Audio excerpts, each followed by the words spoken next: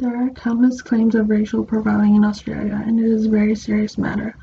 Racial profiling is a practice by law enforcement of targeting individuals for suspicion of crime based on the individual's traits.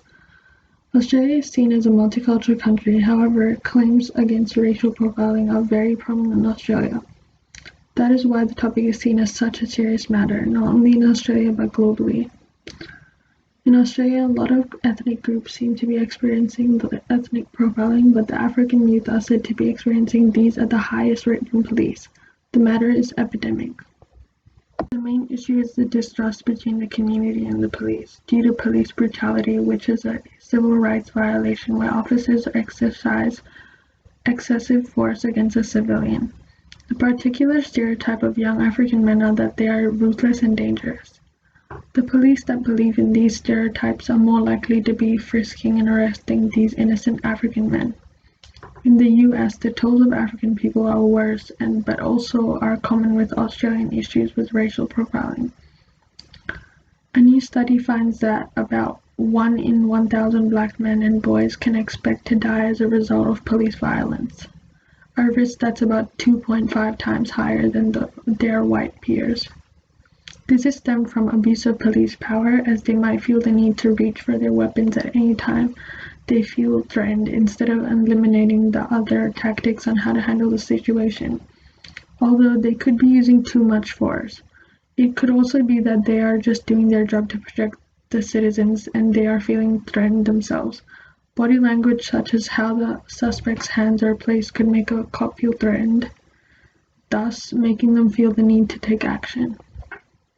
The Sudanese community is younger than the overall population. 33% are aged 10 to 25, compared with 21% of the overall Victorian population.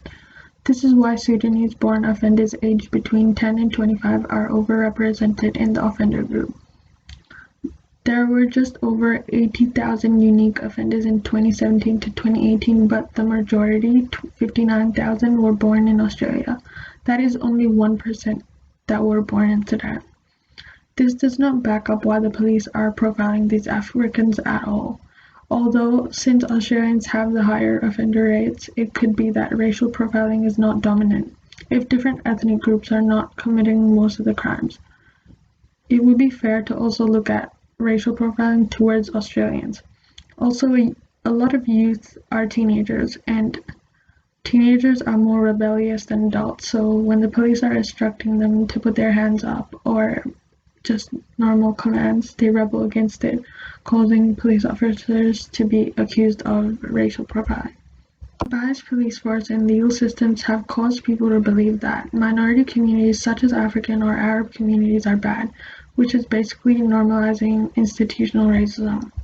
There have been many cases from people of all backgrounds in Australia, but this one in particular created an outrage in the media for the right reason. In 2019, there was a 47-year-old Greek man, Nick Dimopoulos, arrested outside a bookshop only for him looking Middle Eastern, and the police attacked him when they mistook him for another suspect.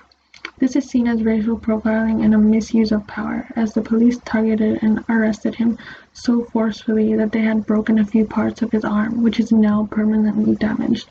This shows that the enforcement really need to handle situations better.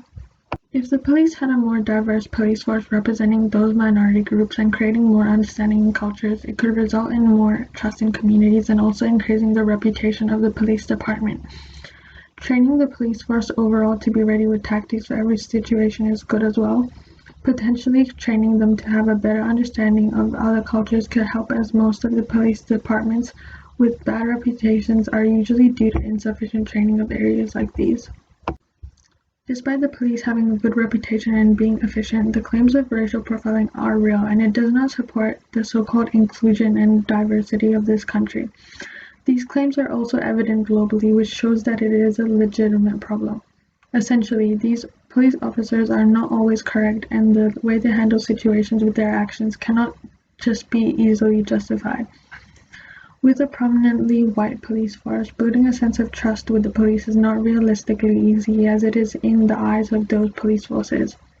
Minor communities are living in constant fear. Racial profiling is a multifaceted situation that is just ingrained in our society due to everyone having their own personal views about it.